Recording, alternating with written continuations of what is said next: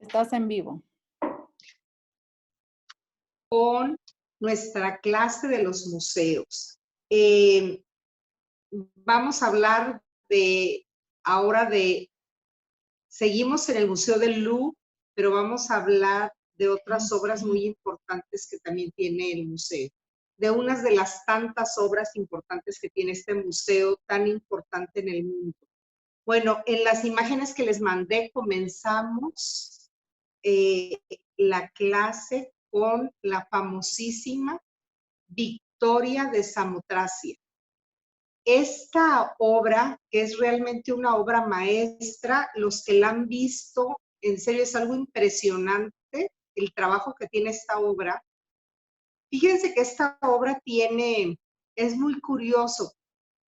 A mí este periodo es el que más me gusta de los griegos, pero ahorita les voy a contar qué pasa con este periodo. Miren, cuando se realizó esta obra, Atenas estaba siendo debilitada y las demás ciudades griegas a causa de la denominación Macedonia.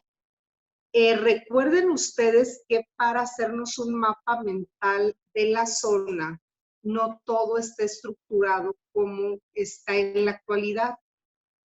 Por ejemplo, estamos en Grecia, pero Grecia, cada lugar podríamos decir, era un gobierno diferente.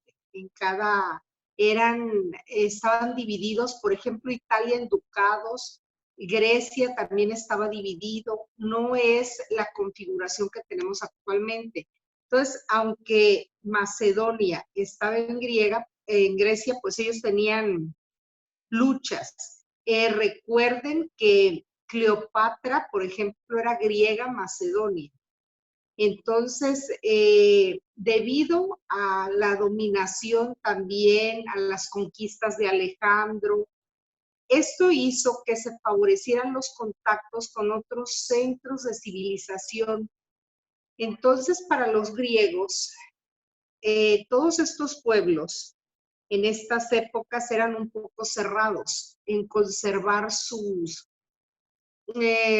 estilos arquitectónicos, sus estilos en la escultura, en la pintura.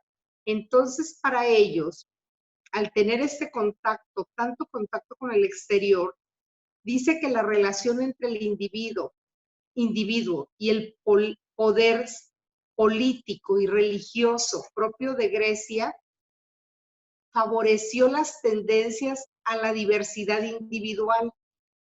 En nuestra época, si se dan cuenta, todos los que hacemos arte tenemos esa diversidad personal, pero en esta época, recuerden que cada quien conservaba eso como un tesoro. Entonces a ellos no les gustó nada esta influencia, este contacto que tuvieron con el exterior, y se decía que aquí la escultura da un cambio, porque le dicen ellos, es muy personal. Entonces, para ellos era una etapa la helenística un tanto decadente. Para mi gusto, fue como la mejor etapa, pero para ellos, desde su punto de vista, y actualmente los críticos de arte y todo, pues no le dan fuerza a esa palabra, ¿no? Para ellos no es nada decadente este periodo. Eh, esta estatua se cree que probablemente, no sabemos el nombre, pero que la hizo un escultor de la ciudad griega de Rodia, un escultor rodio. Entonces, ¿por qué creemos eso? Porque se dice que conserva todo era una ciudad muy cosmopolita, entonces que esta estatua tiene todos los ingredientes de ser muy cosmopolita. Aparte, la ciudad fue muy cosmopolita porque estaba situada entre Grecia y Asia. y pues geográficamente venía gente de todos los países a estas ciudades al intercambio de comercio, todo esto. Por lo tanto, fue una zona rica comercialmente y rica en escultores, una ciudad que estaba, podríamos decir, en esa época, imagínense ustedes en Nueva York, porque estaba a la vanguardia. Entonces, probablemente el escultor fue Rodio. La estatua, la Victoria de Samotracia, está muy impresionante donde la tiene el museo, porque el museo la tiene en alto, bajando unas escaleras. Entonces, está ella en lo alto y su tamaño, yo les dije la otra vez, no es tan alta, pero comparando a estatuas que hicieron los griegos, que algunas miden 7 metros, 9 metros. Esta mide casi 3 metros y se cree que fue hecha para ocupar un gran espacio arquitectónico. Y seguramente creen que esta figura conmemoraba la victoria de la flota rodia sobre Antíoco III y fue construida con los fragmentos que se descubrieron en 1863 por un cónsul francés en la isla de Samotracia. Como ven, la estatua nos recuerda, como era para conmemorar una victoria pues naval, recuerden que tiene esa imagen que están en el frente de los buques, de los barcos, y vean cómo lo que logró el escultor, esta estatua que es tan impresionante, que es un trabajo que hacía Fidias. Este trabajo se llamaba, le decían, de paños húmedos, porque es impresionante que uno puede ver, por ejemplo, aquí le estamos viendo el ombligo, pero si ustedes la ven de cerca o se acercan o abren la imagen, pueden ver el paño. Nos da la impresión de que trae algo encima, pero es transparente. Entonces, imagínense en mármol hacer este tipo de tratamiento a la estatua. Es algo muy impresionante de verlo. La estatua, lógicamente, tenía cabeza, ¿sí? Tenía, pero pues la encontraron destruida, armaron la estatua y la estatua es una de las figuras como también más representativas del Museo del Louvre, porque toda la vida la van a encontrar ustedes, siempre que describen el Museo del Louvre está la Victoria de Samotracia. Entonces es una escultura muy importante, muy impresionante de verla, y creo que también el museo la colocó en un lugar privilegiado, porque sí te da esa impresión de que le está dando el aire, de que va a volar, no sé, es una sensación impresionante ver esta estatua. Bueno, la siguiente que tenemos es Diana de Anet. A ver si cambia la imagen, Diana de Anet. Bueno, esta estatua, quería saber ustedes si vieron la película que les recomendé, la película de Catalina, de Medici. No sé si la vieron. Bueno, esta Diana de Anet, ¿quién cree que es? Esta escultura es de mármol, pertenece al siglo XVI y primero les voy a hablar de cosas técnicas de la escultura para que vayan viendo también ustedes los diferentes términos. Cuando vayan a un museo, traten de analizarla y vayan viendo las épocas. Es muy curioso cuando uno sabe ciertas características de la escultura o de la pintura, va uno a ver la obra ya con otros ojos. Entonces, todo esto que les voy a dar tips son para que vayan viendo el tipo de escultura. Bueno, esta es una, podríamos decir, una típica escultura del Renacimiento francés. aquí nos marca un camino hacia el clasicismo. Recuerden que el Renacimiento fue una época que se decía que voltearon los ojos a su pasado inmediato, o sea, a las obras de los griegos. Ellos vivieron enamorados de las obras clásicas de los griegos, de los romanos, de principio. Ellos casi copiaron toda la escultura griega. En estos museos van a ver mucha copia romana de escultura griega. Bueno, esta estatua se le atribuye a Jan Goyon. Él nació en 1510 y murió en 1565. Si se dan cuenta la estatua, si abrieran un poquito la imagen, tiene un aspecto como frío, no es una estatua como que nos dé ternura o como la otra que nos dé esa sensación de dinamismo, de complejidad. Esta estatua, se nota en ella el espíritu libre de este artista. Este artista recibió en Fontainebleau. Fontainebleau era un castillo, y ahí se formaron varios escultores y pintores, por eso se les dice la escuela de Fontainebleau, ya les había hablado de ella. Bueno, en esta obra van a ver ustedes que este escultor recibió lecciones de artistas italianos como Cellini, y Cellini pues es uno de los que mejor representa la inspiración antigua.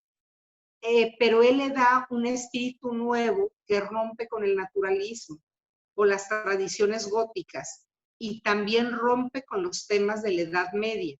Aquí hay una armonía voluptuosa, la mujer es voluptuosa, y a esta estatua se le llama también Diana del Ciervo. ¿Y por qué creen que se llama Diana? Porque es la Diana cazadora. Porque ¿quién creen que le encargó? Diane de Poitiers. ¿Quién es Diane de Poitiers? Si vieron la película, recuerden que fue la amante toda la vida del esposo de Catalina de Medici. Y ella le llevaba a él, si mal no recuerdo, creo que 25 años, algo así. Entonces era una mujer ya grande, casada, con hijos, pero les voy a contar un dato muy curioso para cuando vean esta estatua, se acuerden de este dato. Ella era de antepasados nobles, se casa con un hombre muy importante y tienen sus hijos, creo que ella tiene 2 hijas, algo así, y toda la vida, desde que se casó, casi 15 años, 40, toda la vida ella le es admirable mientras vivió el señor anciano. Pero dicen los chismes de esa época que no se debió tanto a las virtudes de la señora, sino que a la anterior, a la suegra de esta señora, a la madre del conde viejito con el que se casó, su esposo la había matado por haber andado con varios hombres. Entonces dicen que ella no quería correr la misma suerte de la familia. Entonces que por eso se volvió una dama muy virtuosa, pero en realidad así fue hasta que muere el marido, la llaman a formar parte de la corte y ahí se enamora este jovencísimo que próximamente va a ser rey, de ella. Y así viven muchos años, pero ella, les vuelvo a decir, Catalina era de la edad de él cuando se casan, de 14 años, y esta mujer ya tenía como 35, algo así, le llevaba 20, no sé, no recuerdo ahorita exactamente cuántos, pero le llevaba muchos años. Y en esta película, no sé si algunas vieron la película, es una película fuerte porque ellos así vivían. La Catalina se considera que ella fue un gran pilar para que 4 de los hijos llegaran al poder. Fue férrea en sus decisiones, pero son temas muy controvertidos porque les digo que ella adoró a algunos hijos y a otros no tanto, entonces entre ellos mismos había demasiadas rencillas que terminaron, como les dije, mal. Bueno, ahora vamos a ver la siguiente imagen, si la tienen, son los toros que se encuentran en el Museo del Louvre. Estos toros, la verdad, están muy impresionantes. Fíjense que estos toros se les llama los Lamassu.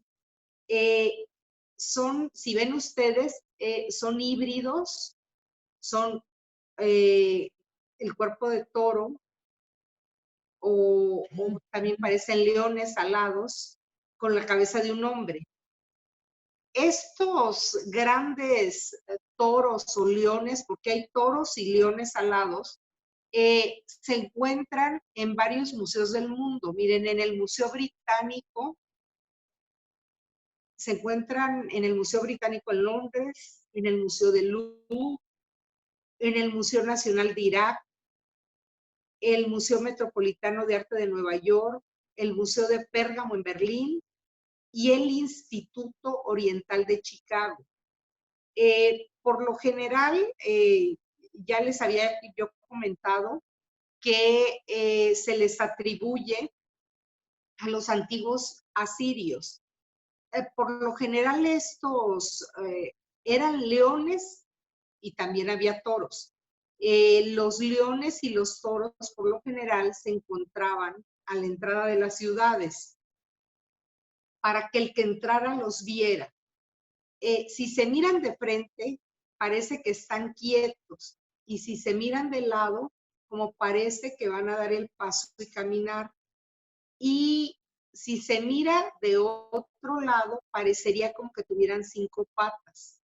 Son muy altos, miden casi 4.20 metros, y eso hace que parezcan como muy poderosos. Entonces, imagínense en esa época, pues era impresionante llegar a una ciudad de estas y que estuvieran custodiadas por estos animales tan grandes y tan raros para la época, ¿no?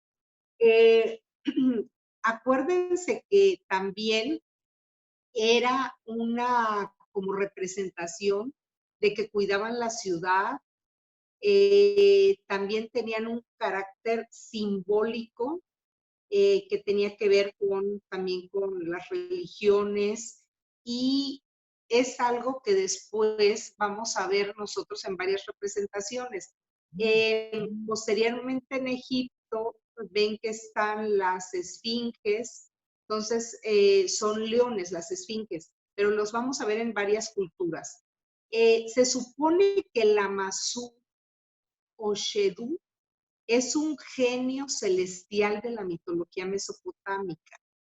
Era humano por encima, de la cintura para abajo toro, y por debajo de la misma también era toro. Los cuernos y las orejas eran de un toro, los cuernos y las orejas, pero también algunos tienen como si fuera una diadema con los cuernos, porque la cabeza es humana, si se dan cuenta. Tenía las pezuñas muy fuertes, y también se asocian a las corrientes de agua que llevaban la fertilidad. Entonces tiene, les digo, varios planteamientos estos toros. La cara se esculpía de acuerdo al gobernante que estaba en esa época. Correspondía la cara al gobernante pues, que estaba en gestión. Ya les dije lo de que llevaban una tiara con unos cuernos, y también llevaban a veces un cinturón que representaba el poder. Entonces, estos toros los vamos a ver, como les digo, están en varias ciudades porque era muy común verlos en los templos. La cabeza humana se supone que como era un gobernante, estaba dotada de inteligencia y la larga barba, pues era la barba de los gobernantes. Y también esa barba los ligaba a la divinidad. También son seres que recrean el equilibrio entre el cielo, la tierra y el agua y permiten intermediar entre los hombres y las divinidades como espíritus del hogar y protegían al pueblo común. Estos leones políticamente tenían un trasfondo, porque es lo que unía a los gobernantes con el pueblo. ¿Por qué? Porque como les estoy diciendo, se supone que estos leones cuidaban al pueblo, a la gente común. Entonces ahí ya se creaba un vínculo. Por lo general en esta época los gobernantes, bueno, ahorita también, a veces viven muy aislados, no saben las necesidades del pueblo y esto pues los unía a ellos con el pueblo y de ahí por ejemplo, los acadios los asociaban a su dios que se llamaba Papsucal. La Masu es lo mismo, pero en femenino. Y el dios Izum con Shedú es la posición masculina. Entonces tenían, les vuelvo a decir, muchas acepciones estos toros. Para proteger las casas, los Lamazu, pues el pueblo no tenía el dinero para mandar a hacer estas esculturas, entonces los representaban en tablillas de arcilla, que eran enterradas bajo el umbral de la puerta y se ponían a veces en pares también a la entrada de los palacios o de las ciudades. Claro, en los palacios y las ciudades eran de tamaño colosal, pero para la gente común eran tablillas pequeñas que enterraban a la entrada. También era motivo de decoración y se viene haciendo desde el siglo 9 antes de Cristo hasta el siglo 7 antes de Cristo. Y esa herencia de los asirios, pues dura varios siglos. Posteriormente, el arte persa, donde se representan las variantes de estas imágenes, también cubren, por ejemplo, la entrada a la ciudad de Persépolis. Entonces fue algo que ellos, les vuelvo a decir, estuvo durante varios siglos con ellos. Bueno, ahora tenemos una escultura también que es de las más representativas del Museo del Louvre. ¿Alguna de ustedes si sabe de quién es? Bueno, no tiene ahí el nombre. Si identifica, me puede decir, por favor, si abren su micrófono, alguien que quiera decirme de quién creen que es. ¿Quién me quiere decir? Atrévanse a decirme, hombre, el que De sea. Leonardo da Vinci. No, ahorita les voy a decir. Esta obra es de Miguel Ángel. Ahí les va un tip. Ahorita vamos a ver todo lo de la escultura y les voy a dar un tip de Miguel Ángel. Esta creación la hizo él como en 1513, pues la tiene como ven ustedes el Museo del Louvre. El estilo es pues el Renacimiento, el mármol es blanco, mide 2.15 metros y esta escultura en particular se llama El Esclavo Rebelde, ¿sí? ¿Por qué se llama El Esclavo? Ahorita les voy a contar por qué se llama. El Louvre se supone que tiene dos esclavos. Se supone, tiene dos esclavos. Estos esclavos, que así se les llama, actualmente, no en esa época se les llamaba así, surgen para el segundo proyecto de la tumba de Julio II. Julio II quería un mausoleo monumental, ya ven que ellos dejaban dicho lo que querían. y Miguel Ángel se puso a trabajar en este mausoleo. Las dos primeras obras completas son los esclavos que se les llamaban prisioneros hasta el siglo XIX. Iban a ir colocados en la parte inferior del monumento. ¿Cómo se sabe la fecha exacta de estas esculturas? Porque un artista que se llamaba Marcello del Covi, habla de una visita que hizo a Luca Signorelli a su casa, que era un escultor, y él trabajaba en una figura de mármol que tenía las manos detrás. Entonces, ambos esclavos fueron eliminados del proyecto final del monumento en 1542. Y en 1546 Miguel Ángel regala estas dos obras a Roberto Strozzi para agradecerle su acogida que le dio a él en su casa de Roma. Cuando él fue exiliado a Lyon, se llevó las dos obras en abril de 1550. Y así estas obras llegan a manos del rey Enrique II, que regaló ambas estatuas a Anne de Montmorency, que era, podríamos decir, era como un gobernador de Francia, en abril de 1578. Estas estatuas están colocadas en unos nichos, en una estatua, las dos estatuas están colocadas en unos nichos. Una está en el Louvre, las dos están ahorita en el Louvre, pero cuando las regalan, las ponen en un castillo a 20 kilómetros de París, pero estaban en un patio, entonces ya se las llevan ellos al Museo del Louvre. Estas estatuas se les llama así porque esta es una de las que está más, podríamos decir, lograda. Si ven ustedes, parece que él está tratando de liberarse y se está retorciendo de las cuerdas en las que han atado sus manos.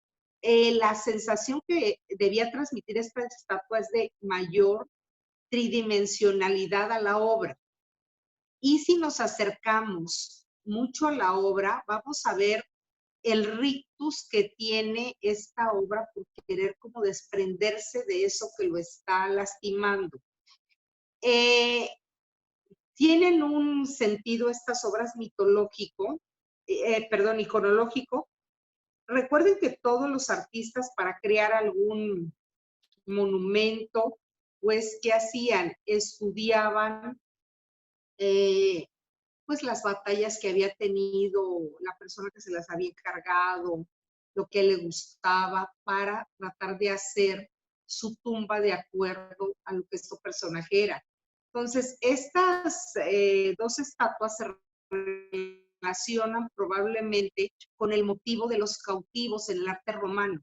De hecho, Vasari, del cual tengo un libro, que escribió sobre todos estos grandes genios, lo identificó como personificaciones de las provincias controladas por Julio II. Esto representaba, les vuelvo a decir, está basado en otras esculturas romanas. Entonces, todo esto que les estoy diciendo se trata de conjeturas, no hay nada claro, ¿no? También muchos las han ligado a que dicen que representa los tormentos del autor, pero les vuelvo a decir, todos son conjeturas, no se sabe en realidad cuál era el motivo. Él las dejó inconclusas. Hay dos más que pueden ver ustedes que parece que están surgiendo de la piedra. Creo que en total no son dos, creo que en total son 4, pero les voy a investigar exactamente el dato. Lo único, en el Louvre hay 2, pero hay más estatuas de este tipo. Entonces, estas estatuas tan impresionantes, y aparte de Miguel Ángel, y son esculturas, les vuelvo a decir, esta está como más terminada, más lograda. Las otras todavía se ven más, podríamos decir, más, menos logradas. Entonces las otras nos recuerdan mucho ya más el arte moderno, ¿no? Les vuelvo a decir, es de las obras también muy importantes del Museo del Louvre que no se pueden dejar de ver. Ahora vamos a pasar para que vean ustedes la Galería de Apolo. En esta Galería de Apolo está decorada bajo la dirección de Lebrun y fue restaurada en el siglo XIX. Fue hecha en 1663. Y esta galería, cuando se vuelve a abrir, pues la verdad la restauran con todo el esplendor que tenía. Recuerdo también que después de la Revolución Francesa, todas las guerras que pasaron y todo, restaurar estos lugares fue difícil, porque muchas cosas se las llevaban. Ya no las encontraban en los palacios, entonces ellos, la verdad, le dieron un aire impresionante, por ejemplo, a esta galería nuevamente. Bueno, acuérdense que esta galería tiene toda la majestuosidad, el esplendor del reinado de Luis XIV de Francia. ¿Quién es Luis XIV? Nada menos que el Rey Sol. Y se pudo volver a apreciar en el Museo del Louvre y se volvió a restaurar, si mal no recuerdo, como en el 2003, creo, algo así, se volvió a restaurar esta capilla. Recuerden que tienen tantos visitantes que a veces el sudor, todo esto actúa mal sobre el oro, todas las pinturas. Entonces, continuamente las tienen que estar vigilando mucho toda esta colección. Bueno, aquí hay una colección impresionante de pintura, escultura y objetos de arte. Les digo, cuando fue creada la galería para exponer el poder de Luis XIV, ¿y en qué se basa? ¿Por qué se llama la Galería Apolo? Porque se basa en el mito de ¿quién? De Apolo, el dios del sol y patrono de las artes. Acuérdense que todos los gobernantes siempre recuerdan, quieren recordar a sus antepasados o algo, uniéndose con la divinidad. Entonces casi todos, así los agradan sus arquitectos, sus proyectistas, todos los que trabajan con ellos, con estos mitos que hay alrededor, ¿no? Entonces, esta galería la hacen enteramente para él, con el mito de Apolo. Les digo, Apolo también era el patrono de las artes y hay una profusión de detalles arquitectónicos. La sala exhibe joyas relacionadas con otros reinados, entre las que sobresalen esmeraldas regaladas por Napoleón a su segunda esposa María Luisa y que nunca antes habían sido exhibidas al público. Todas estas joyas, que son muchísimas, es una cantidad impresionante de joyas, todas estas sí las fue adquiriendo luego el museo. No todas ellas eran de ellos. Por ejemplo, un collar que es muy importante de esmeraldas, el que le regaló Napoleón a su mujer, lo adquirió el museo con la colaboración de la Sociedad de Amigos del Louvre y fondos del patrimonio francés. Los propios del museo indicaron que había sido pues una compra muy satisfactoria para el museo, ¿no? Porque trataban de conseguir todo esto fastuoso que había tenido pues la corona, porque Napoleón al fin destituyeron a los reyes, pero él un emperador también, ¿no? Son las incongruencias de la historia. Bueno, ahora vamos a ver una obra. Fíjense que la imagen estaba como muy reducida, estaba muy compactada. Espero que ustedes la logren apreciar bien. Este pintor es un pintor muy bueno. Se llama, no sé si ya les había hablado de él la pasada clase. Se llama Paolo Uccello. Creo que no les hablé de él. Miren, esta obra se llama La batalla de San Romano, pero mide 1,80 por 3,15, pero no hay un solo cuadro de esta batalla, sino Paolo hizo 3 cuadros. En el caballo negro, la que tiene luz, el caballo negro está al centro. Hay otra que hay un caballo blanco en el centro y hay otra desde diferente perspectiva que se ven los 2 caballos. Bueno, ¿por qué es tan importante esta obra? Esta obra fue realizada más o menos por 1450 y fue un encargo de los Médicis.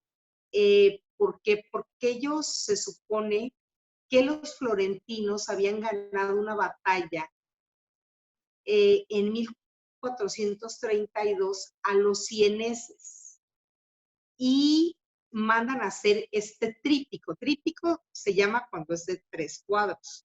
Bueno, uno es la batalla de San Romano o también se le dice la derrota de San Romano.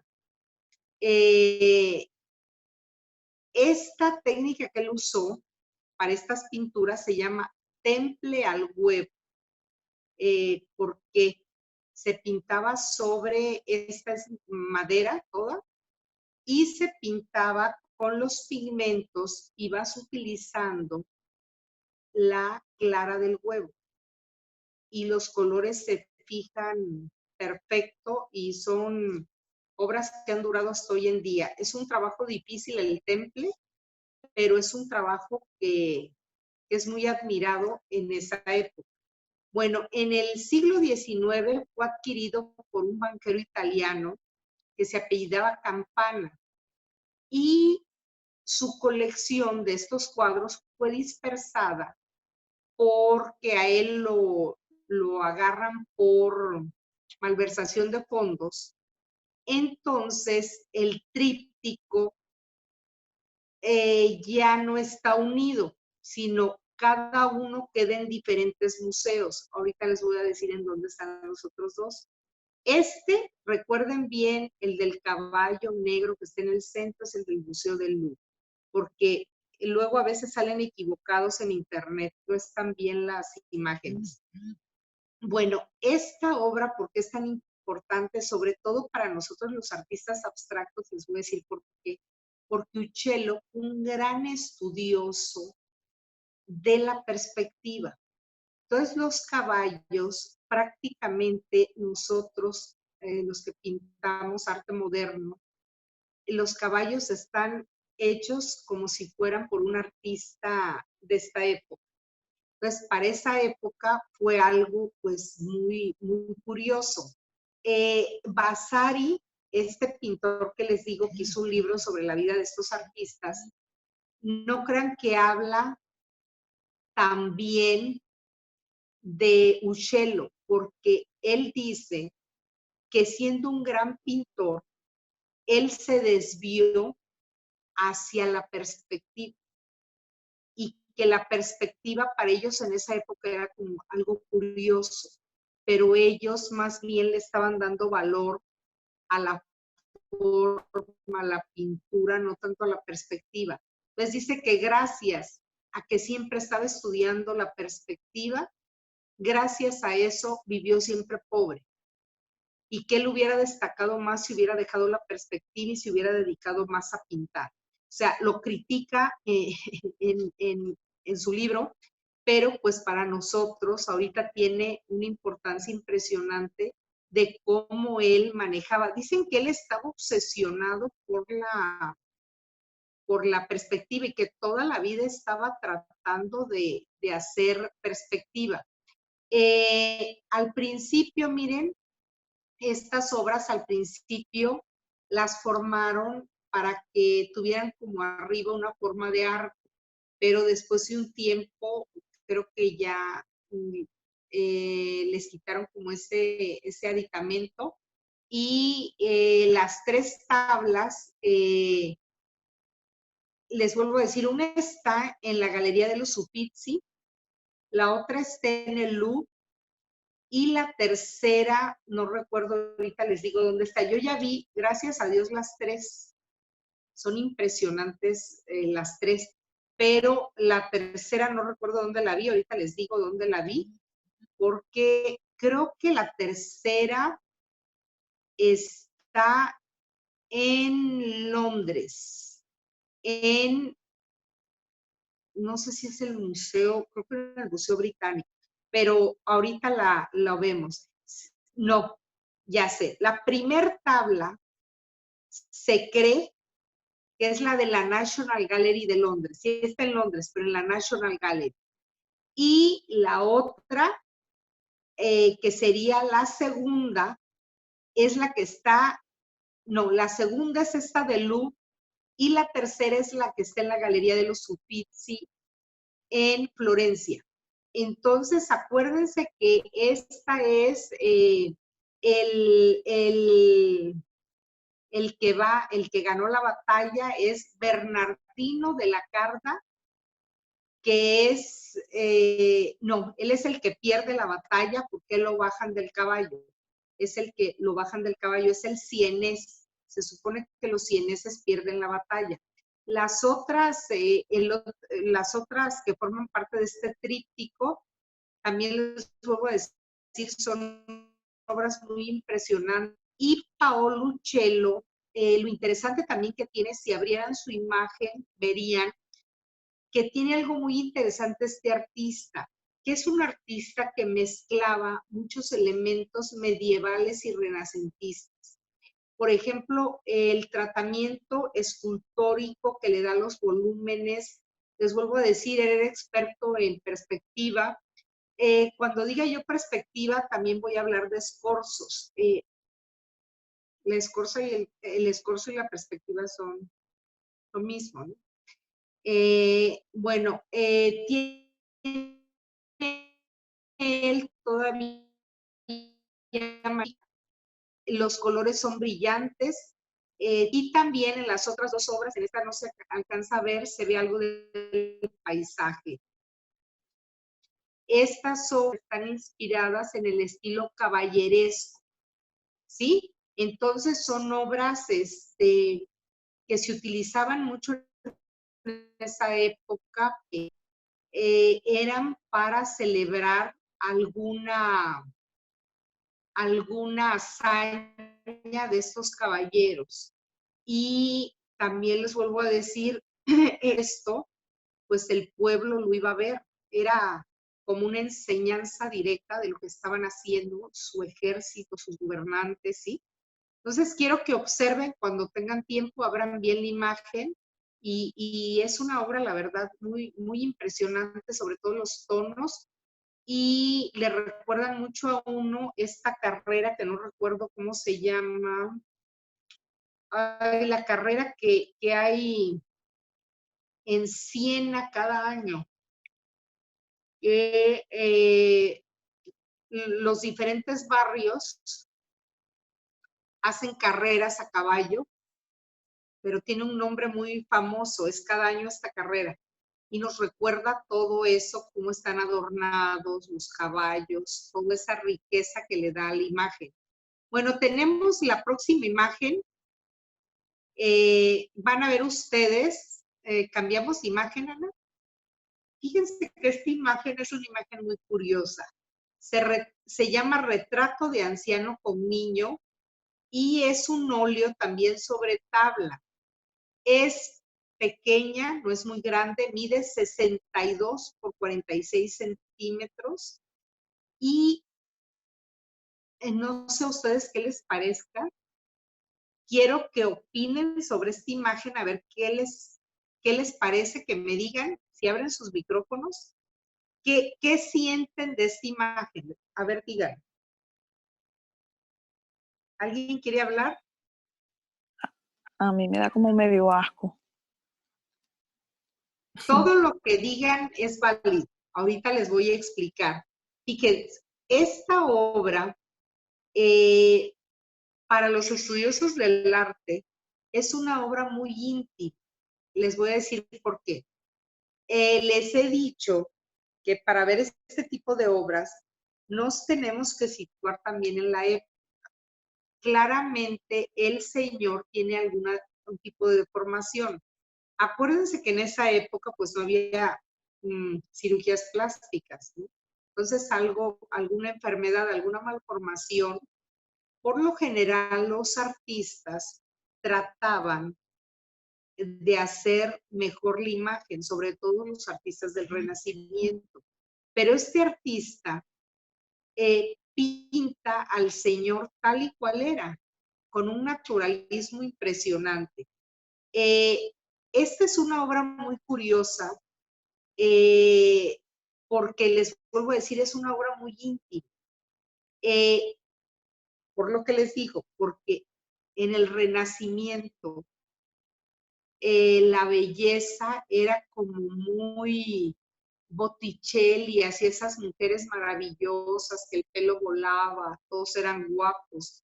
Pero él pinta a este abuelo como muy, muy natural. Este trabajo es de Domenico Gindarlaio. Fue un pintor al que se le encargaron muchas obras, un pintor prolífico, y se dice que por qué no él en esa época le hizo un Photoshop ahorita. Él necesitaba esto para su obra, porque si ven ustedes que nos da el niño, lo está viendo formado. Entonces nos da como una sensación de una comunicación entre el abuelo y el nieto. Nos da una sensación de nobleza, de paz, por el ropaje que él trae, esa túnica de ese color. Se supone que este señor es algún miembro del gobierno. Entonces se ve que tenía un puesto importante, él mandó a hacer la obra. Si ven ustedes, aquí ya estamos hablando, esta obra del 480, ya estamos hablando de la perspectiva ya bien lograda. Vean el paisaje en las obras del Renacimiento. Por lo general, siempre van a ver ustedes un paisaje al fondo, ¿sí? Es muy común en el Renacimiento, en obras del Renacimiento. Bueno, ahora nos vamos a la hiperfamosa obra que ustedes ya conocen, que es la Mona Lisa.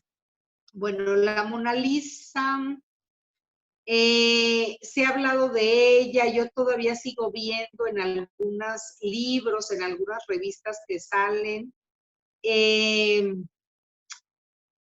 Se me olvidó, antes de que les comente, este señor se supone que tal vez fue un retrato póstumo. O sea, la muerte de él lo mandó a hacer la familia. Casi es seguro que fue un retrato póstumo del abuelo. Bueno, ahora vamos a la Mona Lisa. Miren, independientemente de quién fue la modelo, porque se dice que no se sabe, sí se sabe perfectamente quién fue la modelo. El cuadro fue muy pronto considerado como el tipo ideal del retrato renacentista. Tiene todos los elementos del retrato renacentista. Y el artista se sintió suficientemente ligado a este retrato que cuando él se va a Francia, se lleva el retrato, que era un encargo. Él nunca entrega este retrato. ¿Por qué está este retrato en Francia? Porque Leonardo muere en el castillo de Clos, cerca de Amboise, y queda para el rey de Francia. Entonces ellos se quedan con este retrato que pues ha dado lugar pues a tanta literatura, a tantas películas, a tantas cosas. Miren, se cree lo más aproximado a la verdad que hay, porque les vuelvo a decir, va a haber miles de cosas que hablen de la Mona Lisa, la mayoría mentira. El retrato real es de Lisa Gherardini. Lisa Gherardini era la esposa de Francesco del Giocondo. Por eso se le conoce a ella como la Gioconda, ¿sí? O la Mona Lisa. Como saben, pues se supone que el rey Francisco I de Francia, pues él adquirió y desde entonces es propiedad del Estado francés. Esta es una de las joyas de las colecciones del Museo del Louvre. Gioconda quiere decir alegre, ¿sí? Y les vuelvo a decir, se cree que es esposa de este señor cuyo apellido no era del Giocondo, ese era como un apodo o sobrenombre. Su apellido real era Bartolomeo. Y esta Lisa Gherardini se cree, si ven ustedes, la señora está sobria, no tiene ningún tipo de joyería ni ningún tipo. Lo que se dice es que ella había perdido un niño de 6 años. Entonces, supuestamente, ella estaba de luto. Si ven ustedes también la ropa, es la ropa oscura. En algunas partes van a ver ustedes que dicen que ella estaba embarazada. No, la ropa sí se usaba en esa época y era la ropa un poco abultada en esta parte y parecía que estaban en estado. Bueno, realmente para estudiar por qué esta pintura es tan famosa, pues hay varias tesis, varias teorías. Se cree que ella pudo haber sido vecina de Leonardo, se supone que vivían cerca.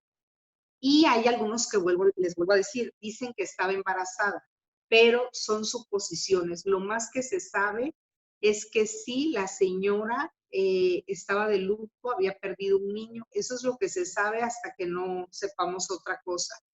Y también, si ven, es una mujer, como ya les dije, se usaba mucho en esa época la frente un poco alta, era lo que estaba de moda. Y esta obra, pues, ¿cuántas personas en el mundo la han visto? Millones, millones de personas, y sobre todo, todos hablan de su sonrisa enigmática y que unos dicen que Leonardo estaba enamorado de ella. No, no estaba enamorado de ella.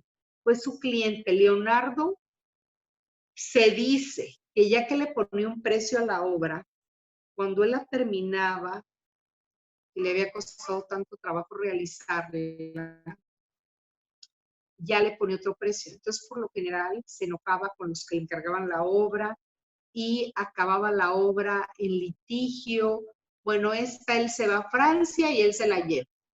Ni tuvieron tiempo de nada. Él se llevó la obra y por eso está esta obra en el Museo del Louvre, que debía de haber estado en Italia, ¿no? Bueno,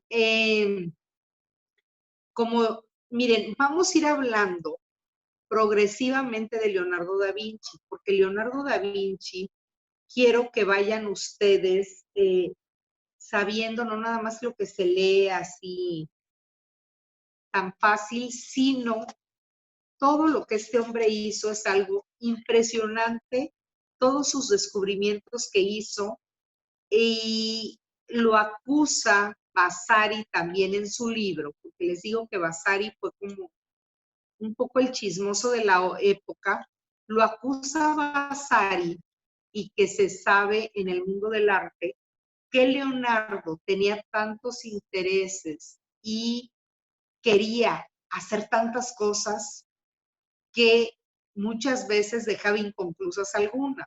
Y Vasari en este libro lo dice.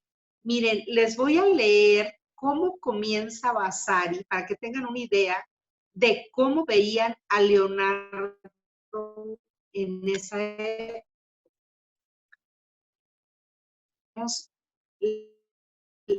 Yo leí crónica de sociales de Leonardo da Vinci, que lo escribió este pintor que vivió. Bueno, quisieran derramar sus más ricos dones humanos, muchas veces naturalmente y acaso sobrenaturalmente, pero con pródiga abundancia, suelen otorgar a un solo individuo belleza, gracia e ingenio, de suerte que haga lo que haga, toda acción suya es tan divino que deja atrás a los demás hombres, lo cual demuestra claramente que obra por un don de Dios y no por adquisición de arte humano. Los hombres vieron esto en Leonardo da Vinci, cuya belleza física no puede celebrarse bastante, cuyos movimientos tenían gracia infinita y cuyas facultades eran tan extraordinarias que podía resolver cualquier problema difícil que su ánimo se planteara. Poseía gran fuerza personal combinada con la destreza y un espíritu y valor invariablemente regios y magnánimos. Y la fama de su nombre se propagó a tal punto que no solo fue celebrado en su tiempo, sino que su gloria aumentó considerablemente luego de su muerte. Y aquí comienza a narrar de quién era hijo Leonardo. Entonces, para mí, Leonardo en su época era, ¿qué les puedo decir? No sé, era guapo, era de familia acomodada, su papá era un notario, la mamá, hay versiones encontradas, no se sabe bien quién era, pero ella se cría con la esposa del papá y los hijos del papá. Entonces tuvo una posición acomodada y les vuelvo a decir, según este pintor, él salía a la plaza y lo rodeaba inmediatamente una multitud, porque querían saber el último avance que él había tenido, lo último que había hecho. Él, su cabeza siempre estaba creando algo y se metía en todos los ámbitos. La próxima clase vamos a ver con detenimiento esta pintura. Les voy a explicar ciertas cosas técnicas, cómo fue pintada, y también vamos a hablar algo de Leonardo para que sepan ustedes en todos los ámbitos que destacó, que es impresionante, porque aún hoy estamos usando cosas que Leonardo inventó y que no lo sabemos, y que son cosas que usamos diario en el coche que manejamos, en la mesa de la casa, y una infinidad de inventos que él hizo. Les vuelvo a decir, tengo hasta un libro de cocina de Leonardo que debe de andar, no lo he encontrado todavía. Miren, este es el libro de Vasari, no sé si lo pueden ver. Este es el libro de Vasari, que lo cuido muchísimo porque ya casi no ha habido ediciones. Miren, es este. Y este libro está muy interesante porque es el de amantes y reinas. Y aquí te habla de las reinas y de los esposos que todos tuvieron amantes con las que duraron infinidad de años. Y más curioso que iban teniendo hijos a la par que las reinas, todos los condes que poblan la tierra ahorita, todavía sus descendientes ellos les daban el título de condes, porque no podían ser los herederos. Entonces, están muy interesantes estos dos libros, sobre todo el de Vasari, porque en ellos nos basamos para saber cómo cosas que son reales y cosas que ya les agregan sin ser reales, ¿no? Entonces, creo que ya terminamos la clase, me dio mucho gusto y les recuerdo, para la próxima clase vamos a ver con detenimiento esta obra y todavía seguimos en el Museo del Louvre mostrándoles algunas de las obras más importantes y avanzando en los siglos en la pintura. Buenas noches. Sí, debe de